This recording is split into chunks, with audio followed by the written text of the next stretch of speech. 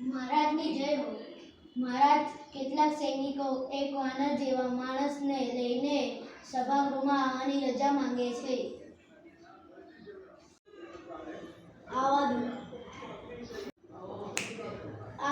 અરે, આ કોણ છે? નથી માણસ કે નથી વાંદરો. એને અહીં શું કામ લાવ્યા છો? શું કામ છે? હું વાનર છું. હું થોડો મનુષ્ય જેવો છું. મહારાજ, આ બહુ તોફાની છે.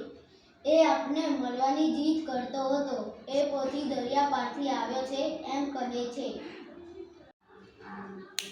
બોલ વાનર, શું કામ છે?